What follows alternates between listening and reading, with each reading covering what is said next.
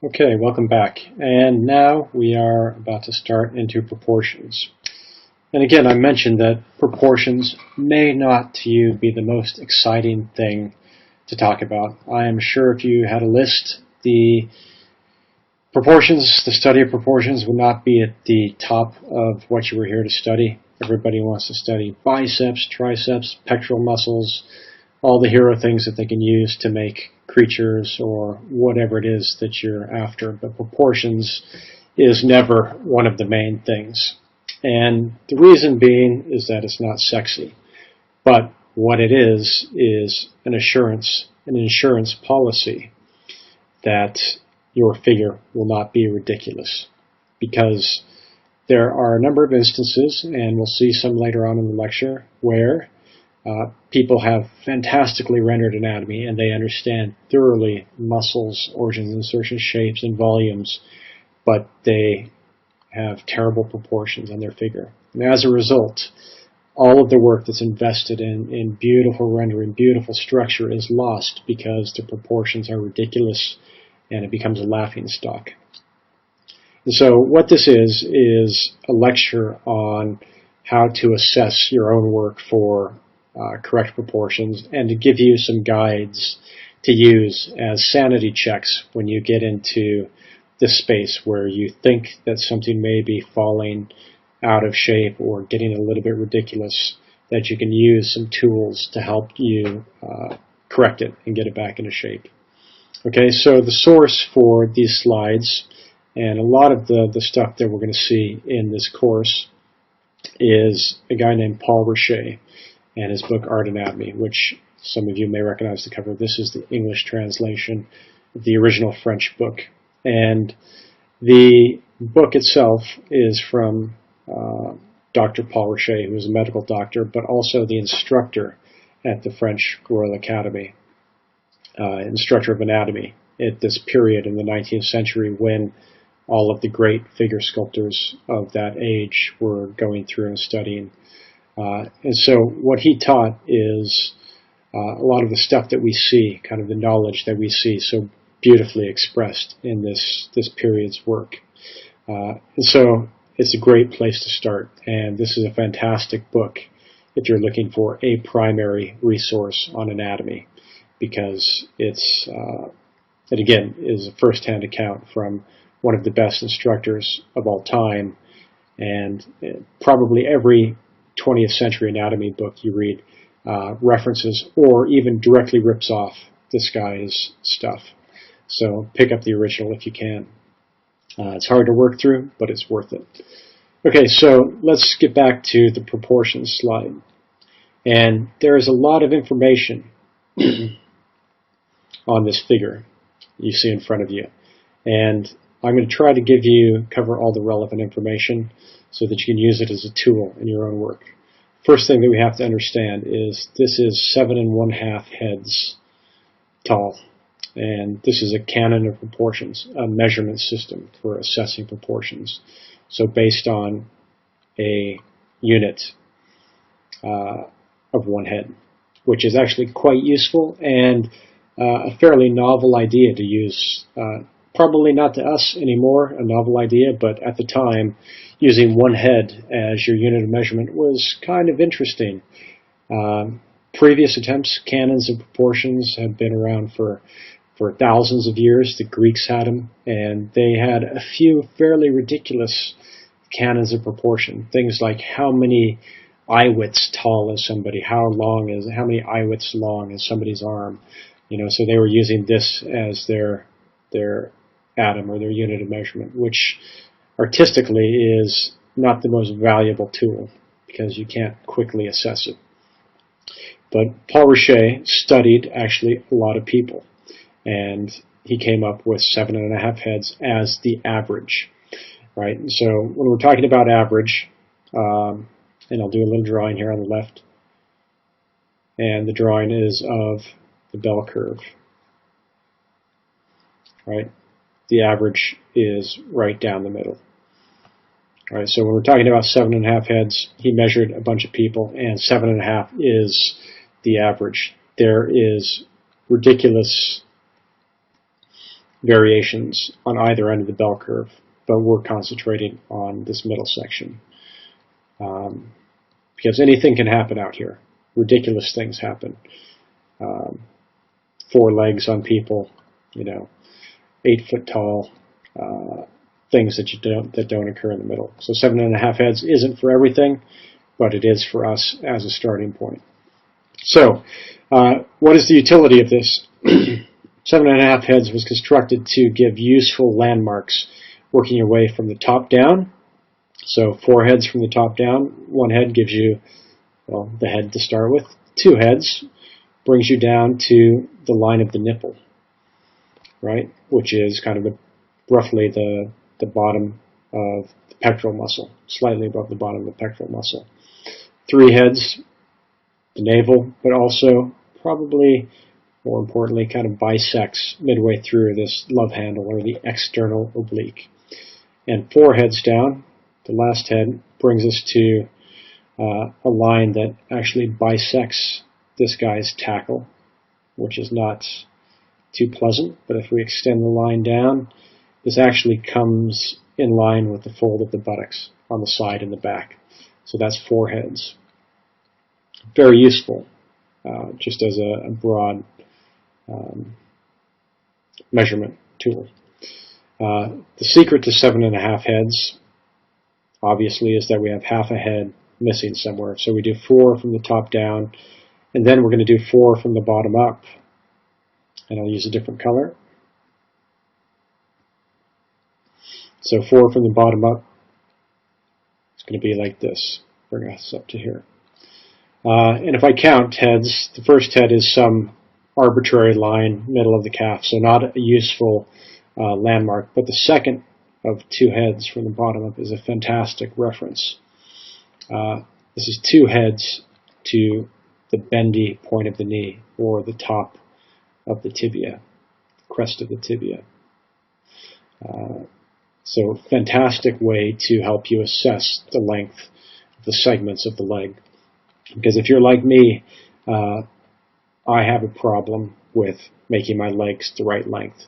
I might have short legs myself, but also I think that we're all inclined to discount the height of the legs because we look at people typically in the face and the legs are cast off into perspective, so we don't appreciate fully the exact proportions of them.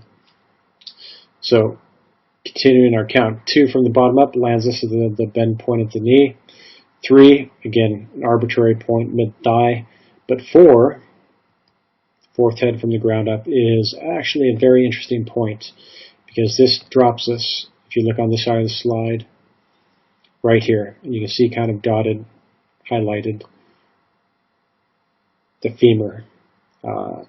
4 heads from the ground up drops us right at the rotation point of the upper leg, where the hip bone goes into the socket. Right, so the ball and socket joint for the hip is right there at 4. Okay, that's a little bit of a mess on the slide. You can rewind and see it done again. I'm going to erase the ink, and we're going to look at a few more important things that are a little more subtle on this plate. One is length of the arm. Right, so on the outstretched arm, from roughly the point of rotation of the shoulder, a little bit further down actually if you look at it. This is the point of rotation, slightly further down. The outstretched arm is 3 heads, so 1, 2, 3. First head bringing you to roughly the bendy point of the elbow, bottom of the biceps. Second head bringing you to a line a little bit removed from the wrist, so again, fairly arbitrary. And the third head brings you all the way to the end of the outstretched fingers. Okay, so 3 heads. Man is 2 heads wide, shoulder to shoulder, which is what this says. And then again, same thing here on the outstretched arm, or the arm by the side is 3 heads. Okay, well enough, that's fine. I want to draw your attention to 3 more things, I guess, on this plate. And interesting points are, you can see in dotted lines going down the arm and up the leg are a little dotted line through these three segments. And what this illustrates are segments of equal length in the body. Right, so if you can imagine, and you're going to have to do this yourself, sitting in front of your computer, wherever you're watching this, that we're talking about equal segment from top of your shoulder, top of the clavicle right there, through the bendy point of the elbow to the midpoint of the palm. So what this means is kind of a functional check for the arm, is that if you take your arm and you bend it, palm stretched out, bend at the elbow until it's all the way up, that you can have roughly your hand, top of your palm, should be at the level of the top of your shoulder. And this is a very good check for if you're working in computers as a rigger or somebody building kind of a bone structure into an armature. It's a good check for proportions between upper arm and lower arm.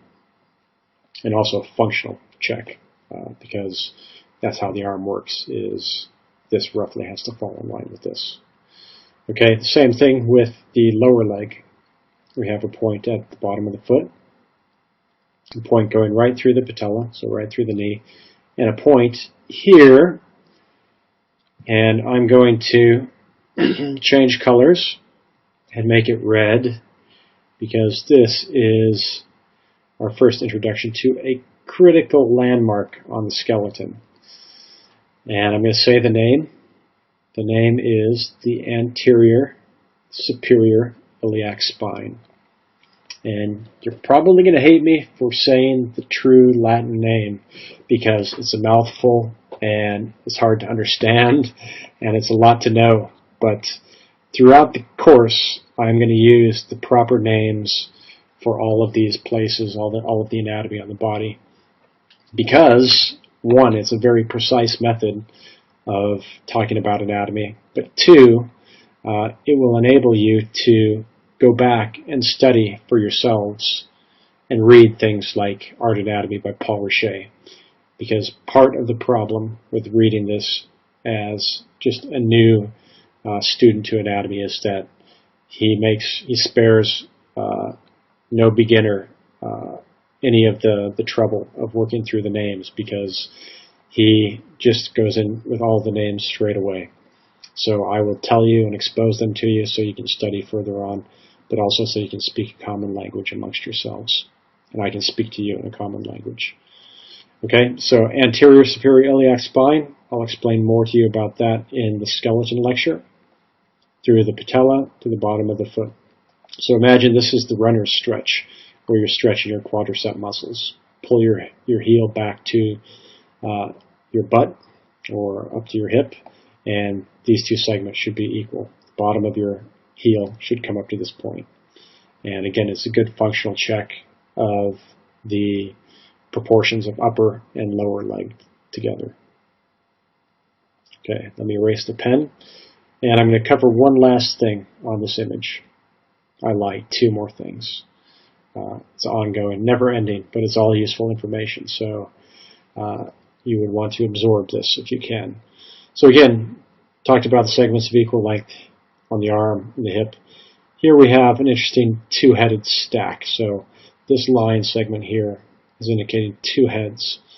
And this is two heads from the anterior superior iliac spine, which is the bony point that helps us separate the upper body from the lower body, right? Upper body from lower body. Two heads above that is the top of the clavicle, right? So the very top of the torso. And keeping this in mind when you're constructing a figure will help you eliminate a very common problem that I see in people's work, which is called the long torso syndrome. Often people make this segment between hip and shoulder far too tall. And what they're left with is a vast expanse of torso in the middle of the body where, say this becomes the length of the rectus abdominis, where they have to fill in anatomy that is not properly proportioned because they have no choice. Their proportions are so wrong. They do things like putting way too many abdominal packs in the stomach to make to fill the space for no other reason than an error in proportions at the start. So keep an eye on this proportion. It's a good one to look out for. Okay, it's a good time to introduce average man. And this is my average man. We'll see him again and again in the lectures. He also features prominently in the Bodies in Motion library, which you have access to. In fact, his rigging set, his deformation set, is the most comprehensive of any in the Bodies in Motion library. So pretty much any articulation you can do with your body is in there. So you can see how this guy's figure reacts to the different poses, how the pull of muscles from origin to insertion change as he moves. So definitely look for that. He is average man because although the women may think he's above average, he works out to be about 7.5 heads, nearly corresponding exactly with the proportions we looked at in the Paul Rocher plate. Right, so all the landmarks that we're talking about, level of the nipples, navel, a little high, but bisects kind of the oblique muscle. Fourth head going from the top down through the balls, ouch, but also the fold of the buttocks in the back. Ground up, 2 heads, roughly the bending point of the knee, and then 2 more heads would put us right about at the bending point of the hip, so that's cool. And then if we look at the stack of 2 heads that I just mentioned, take 2 heads from the anterior superior iliac spine to the top of the clavicle, and we're just about there. So he conforms fairly well to these proportions. And so you can be assured when you're looking at reference from him that he is a pretty good average person. Okay, it does us little good to just study the front, so we need to also go in and look at proportions in the back. Because, again, we can't neglect the back as much as some people tend to ignore it. You will have to render it, sculpt it, rig it sometimes, so we need to understand it in as much depth. So in the same way as the front, there's other critical landmarks working our way down from the top and the back.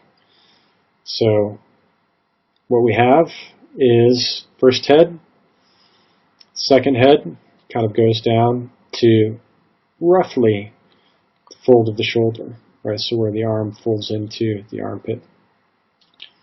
Third head is kind of interesting because the third head actually brings us to the height of the pelvis. And we'll see in the skeleton lecture what that actually looks like. This big kind of crest of pelvis is called the iliac crest. And there's actually another bony point here called the posterior superior iliac spine. We've seen its neighbor, the anterior superior iliac spine in the front, but in the back it's called posterior superior. So that should be a little bit of a clue to you how the naming for this sort of thing comes together.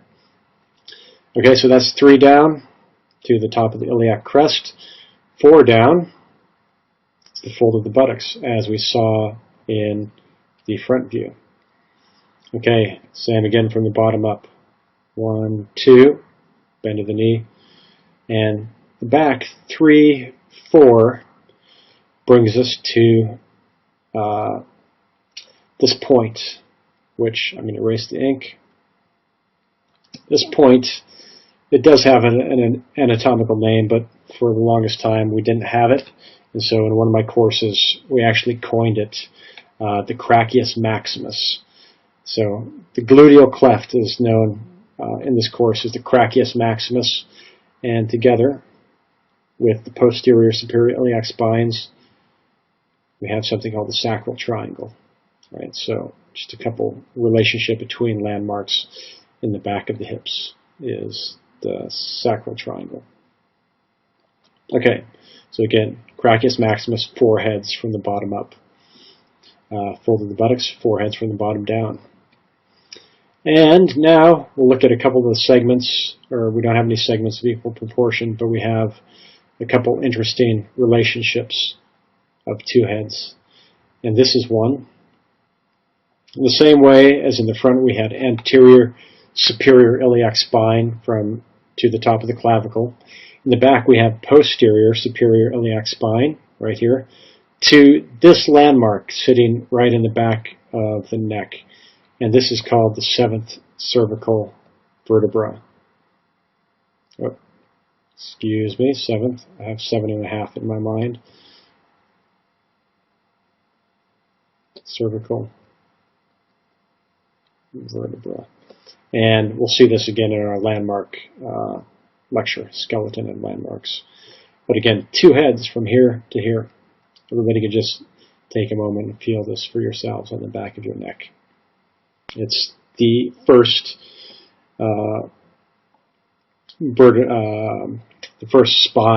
spinous process of the vertebra that you'll feel going down in your neck.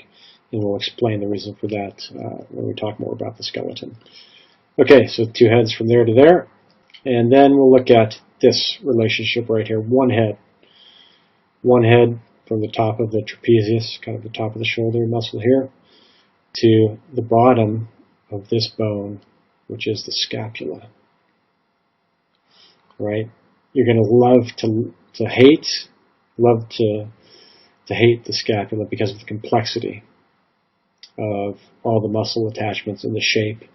But hopefully, as we get through all the information and all the knowledge about the scapula, you'll love it because you can do fantastic things with the upper back when you understand it. Okay, so that's one head, and this again will help solve a number of problems that I see, like scapulas that are this long. You know, when people just have no idea how it actually is shaped or proportioned. So a little proportional check will keep that from being too ridiculous. Okay, I think at a broad assessment that is most of the critical information on this slide.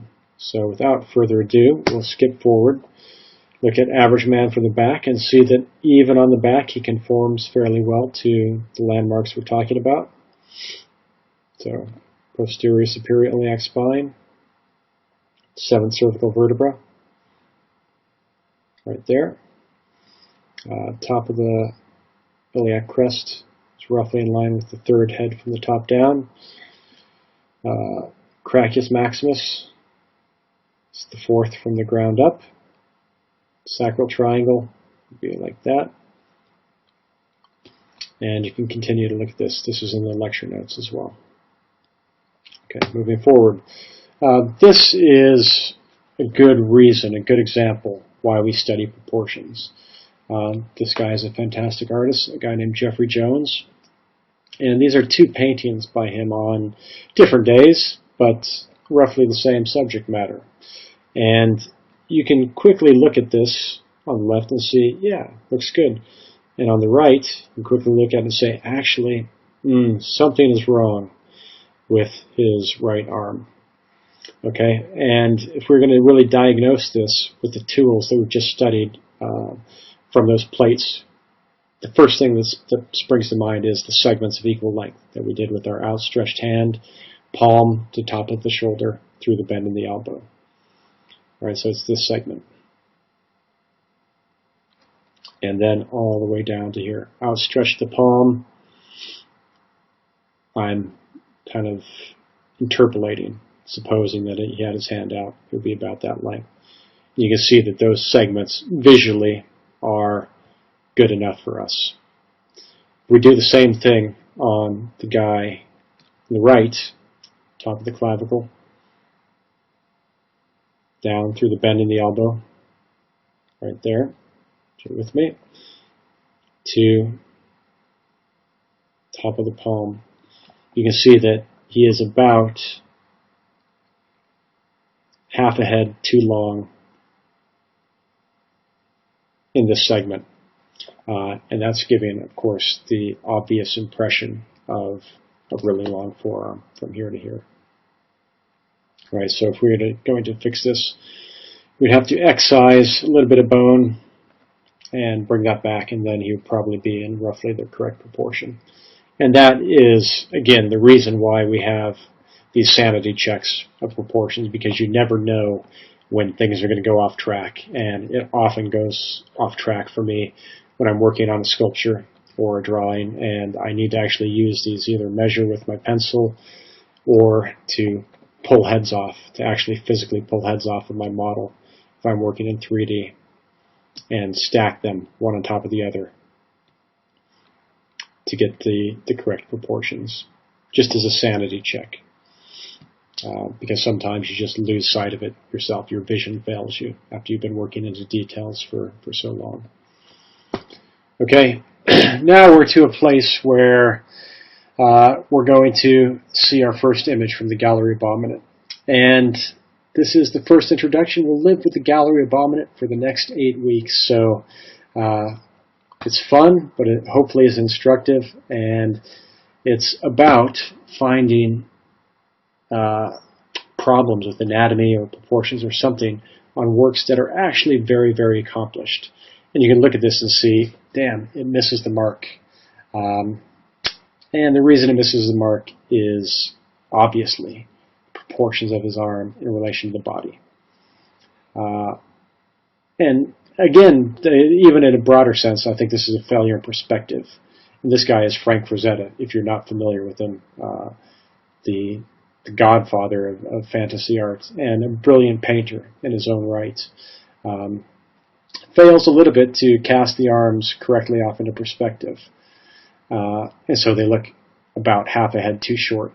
But beyond that, looking overall at the size of his head in relationship to the landmarks that we're talking about, we start to stack these up. This guy is not going to be 7.5 heads. He's not going to be 8 heads, which would be more impressive in stature. He would probably come in at about 6 heads, top to bottom, which is equivalent to somebody maybe 5'4". So when you get shorter, you're fewer heads tall. So if Conan, who I think this is coming at me, I would probably put my hand on his forehead, my outstretched arm, and he would be swinging his battle axe, but he wouldn't be able to get to me because he has such ridiculously short proportions. And I would keep him at bay with an easy defense, with a Three Stooges defense, and then I would wait till he was too tired to swing anymore, and I would walk away. Confrontation dispelled. Okay, so first trip in the gallery abominant, you may see some of your work in there. I've had people on the courses in the past who have had their work in there. Please let me know if your work is in the gallery abominant and you want it removed. But hopefully, if it's in there because, one, it's very good, but two, it has some critical anatomical error. There we go, into the brightness. Right, so it has to be both of those to be in the gallery abominant. And again, we'll see quite a few images, and we'll dissect them, and we'll talk about what went wrong. Okay, moving on a little bit forward, I'm going to just put a caveat in the whole lecture about proportions and say that these are, our 7.5 head figure is an average person. And people don't recognize this plate. This plate is taken from a guy named Andrew Loomis, who was a turn of the century kind of illustrator in the U.S. in the golden age of illustration. And he wrote 4 or 5 books in the 1920s that are fantastic reference books. And I put in one of them in the download section. In fact, it's this one, the one that references this plate, called Figure Drawing for All It's Worth, I believe is what it's called. And it's a fantastic resource for you because he was a brilliant illustrator and he was extremely familiar with the figure.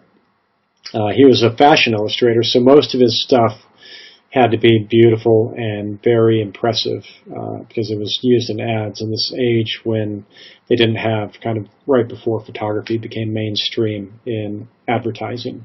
So they would paint these kind of very rugged figures or very beautiful ladies. And so he was interested in using people more impressive in stature, 8.5 heads. And he said 7.5 heads. The guy that we're talking about, academic proportions, he said it was rather dumpy. And for his purposes, it was rather dumpy.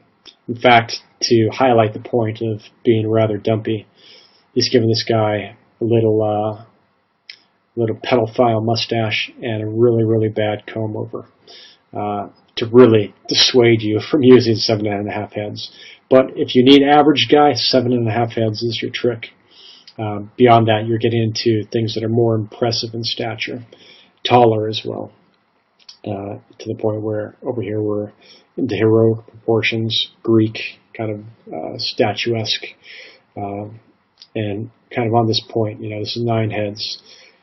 Way off the end of the scale over here is some of the stuff that Michelangelo did when he was at the end of his career, where he was talking like 12 heads tall.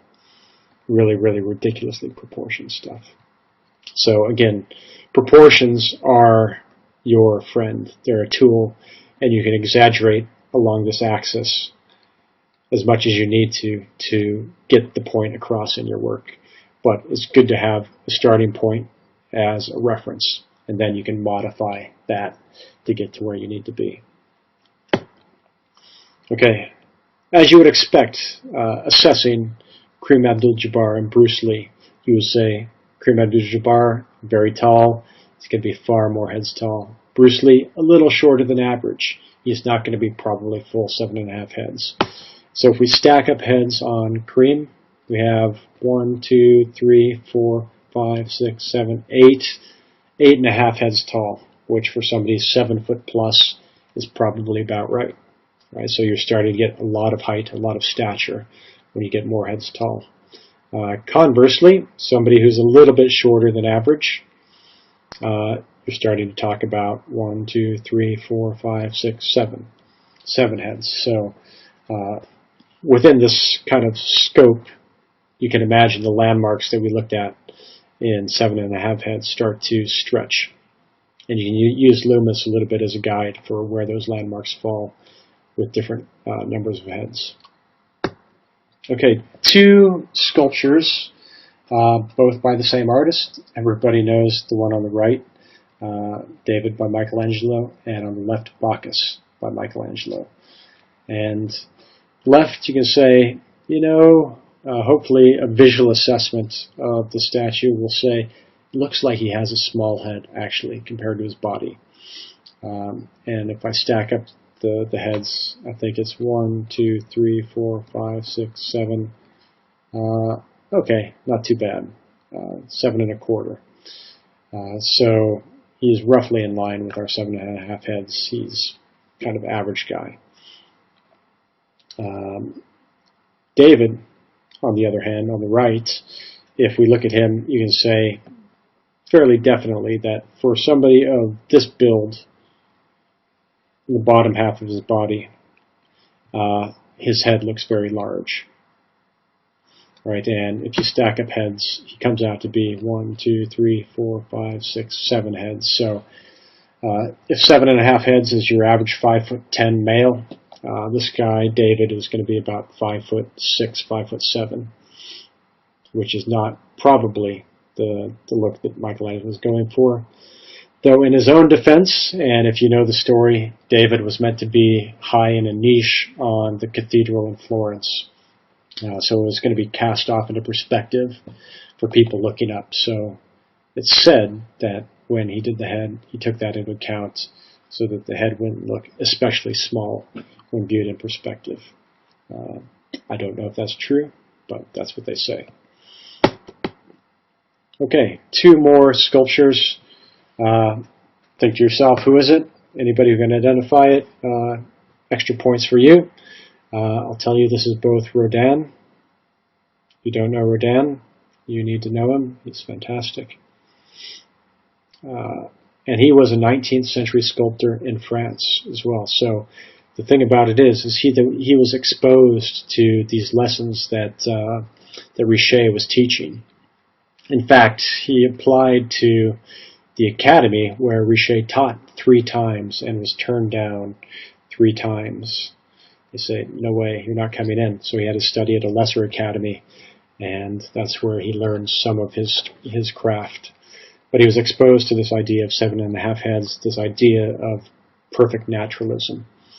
And what we get is, on the left, I believe this is John the Baptist, if I'm not mistaken. We have 7.5 heads. And the landmarks fall almost exactly where we saw in the Richer book, or the Richer plate. Looking at this one on the right, we kind of see that he has a small head relative to his body, and he ends up being 8.25 heads tall, which is okay, because that would be roughly equivalent to somebody a little bit above 6 foot tall. Okay, and then to finish off, we have 2 pieces by Michelangelo, kind of at the latter stage of his career. You can start to see what I'm talking about with his proportions becoming less meticulous, less based on observation in life, and more manneristic. And I believe that if you stack this up, it probably is approaching 12. But probably the more egregious offense is side to side. He's probably half head too wide, and probably, again, a half head, maybe 2 heads, a full head too wide in the pelvis. So yeah, extra thick and extra tall. Okay, with that, I'm going to pause and we'll take a break, and then we'll come back and we're going to get into the details of the skeleton and landmarks of the upper body. Okay, and I'll see you in a few minutes.